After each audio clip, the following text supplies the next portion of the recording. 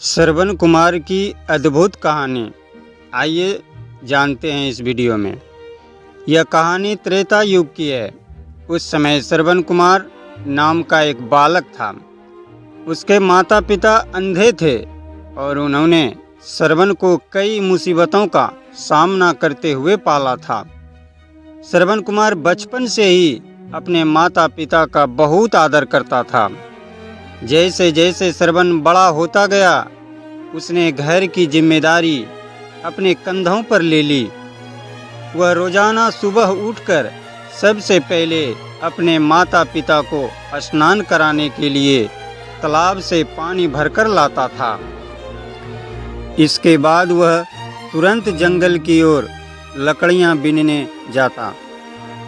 फिर लकड़ियां लाने के बाद श्रवण चूल्हा जलाकर माता पिता के लिए खाना बनाता था।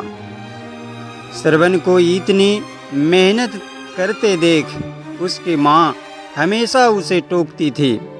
वह कहती थी, श्रवण बेटा, तुम इतना सारा काम अकेले क्यों करते हो? खाना तुम मुझे बनाने दिया करो, मैं आसानी से बना लूँगी। इसके बदले तुम थोड़ा आराम कर लिया करो। माँ की इन बातों को सुनकर श्रवण कुमार कहता, नहीं माँ, मैं ये सारे काम आप लोगों के लिए ही तो करता हूँ।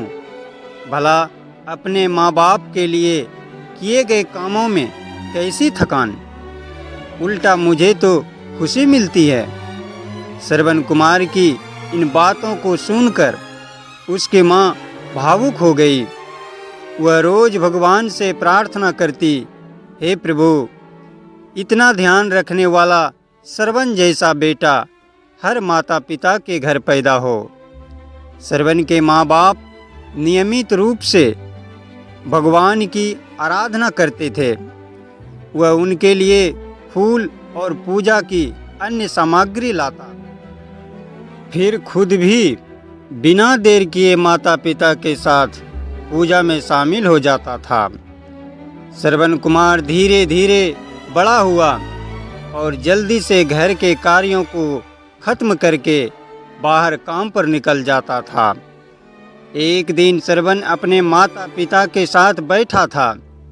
तभी उन्होंने श्रवण से कहा, बेटा, तुमने हमारी हर ख्वाहिश पूरा की है।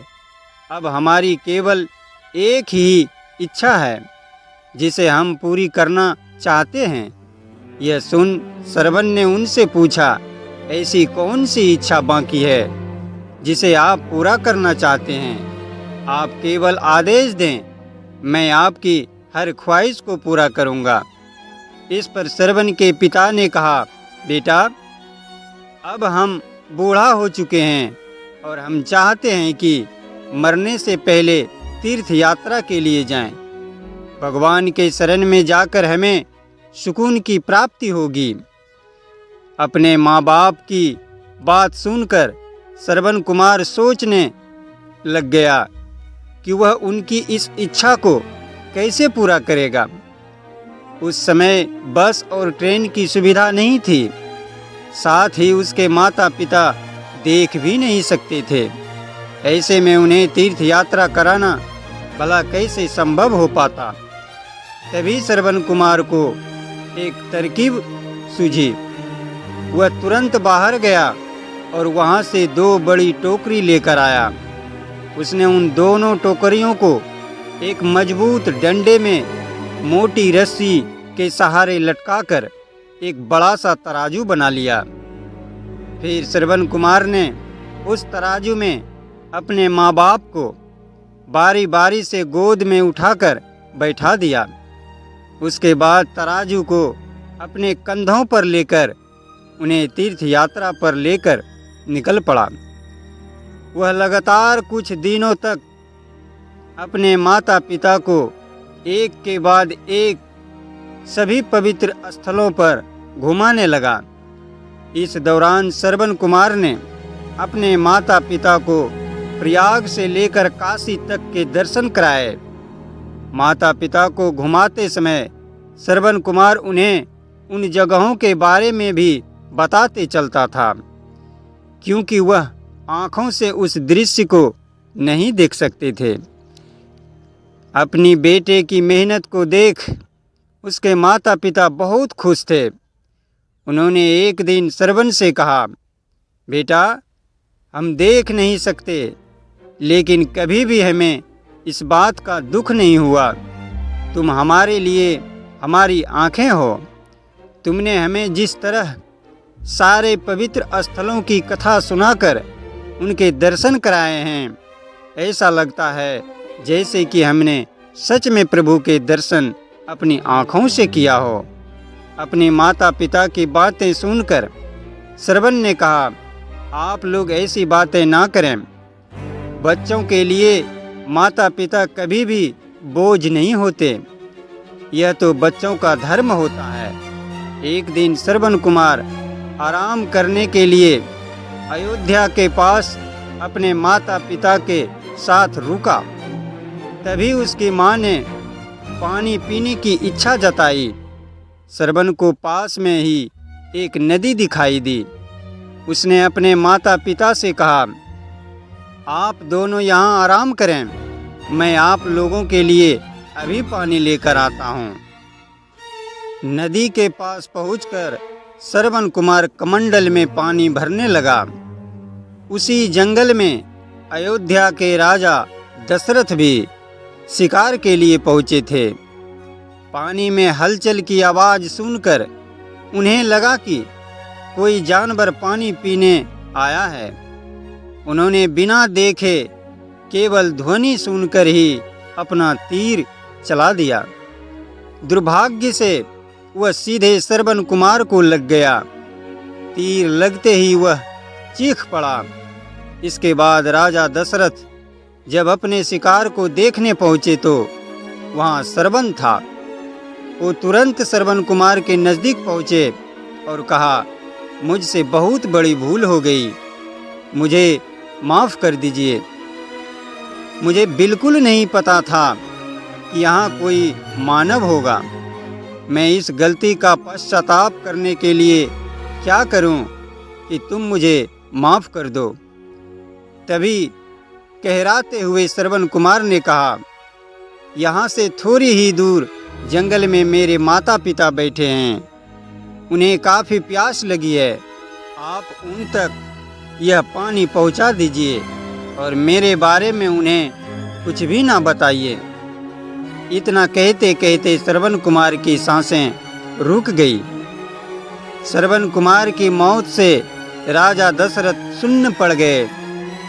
किसी तरह वो श्रवण कुमार के बताए अनुसार जल लेकर उसके माता पिता के पास पहुँचे। श्रवण के माता पिता अपने बेटे की आहट को बखूबी पहचानते थे। जब राजा दशरथ उनके करीब पहुँचे तो उन्होंने आश्चर्य से पूछा, तुम कौन हो और हमारे श्रवण को क्या हुआ? वह क्यों नहीं आया? राजा दशरथ उनके सवालों का जवाब नहीं दे पाए। उन्होंने चुपचाप पानी उनकी तरफ बढ़ा दिया।